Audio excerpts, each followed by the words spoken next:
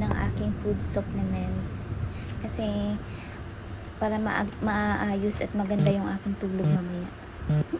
Ayun, dahil maaga nga ako natapos ng aking gawain. So, ayan, nagtupi muna ako ng aking mga damit. Kasi ang dami ko talagang damit na hindi ko pa natupi. Mga 2 araw na, katabi ko lang yan sa pagtulog. So, ngayon dahil maaga ako natapos, ayan, tinupi ko na siya. Kasi nakadagdag na talaga siya sa init. Pag ganyan, nakadami, ang daming sa kama mo.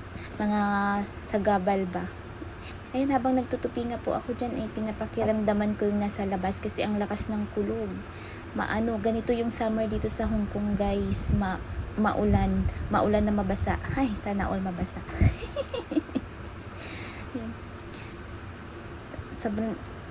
Sobrang busy kasi minsan na ang hirap, parang pagod ka na bago ka makatapos sa gawain. Kaya pag maaga-aga dun ko na ginagrab yung opportunity na makaligpit dito sa aking kwarto. Ayun, nakakapagod din talaga siya. Kaya minsan wala ka ng energy, kaya parang tama mo na talaga siya itulog. Ayun, dahil nasa second floor yung aking higaan, kailangan ko pang bumaba para ilagay yung aking mga damit sa aking damitan. Nakakapagod siya kasi akyat baba.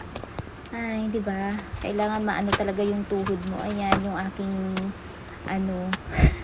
foldable na hagdan. Ayan, yung aming foldable na hagdan, ayan. Tapos na.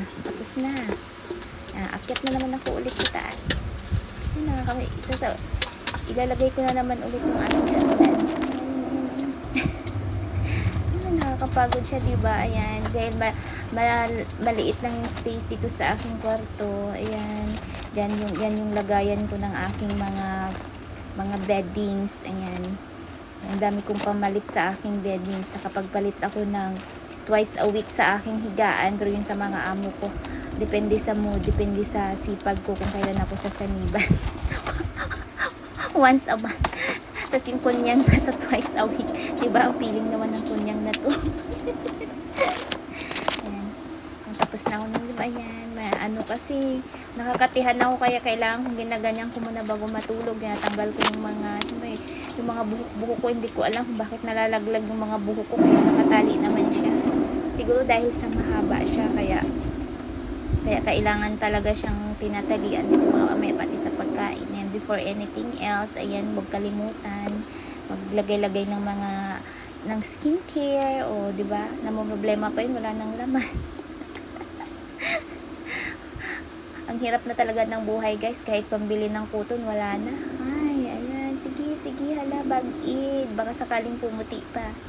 Malapit na tayong umuwi ng Pinas, kaya kailangan medyo maputi tayo para hindi tayo i-chismis ng kapitbahay na hindi pumuti dito sa abroad.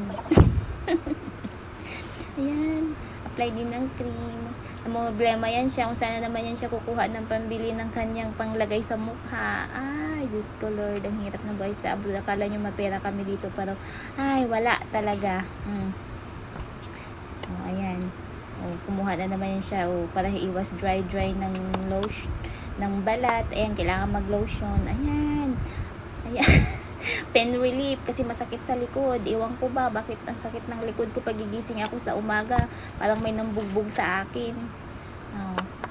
Dahil masakit-sakit nga din yung ulo ko diyan. Ayan, pinahiran ko muna ng aking Vicks na galing pa yan sa Pinas. Kung anong tagal ko dito sa Hong Kong, ganyan din yan tagal na maubos yung maliit na Vicks na yan. Ayan, dahil malayo ako sa switch ng ilaw, kailangan may panungkit ako sa switch para hindi na ako bababa. Ay, nakakapagod kaya yun. Akyat baba. Ayan yung panungkit ko, guys. So, thanks for watching.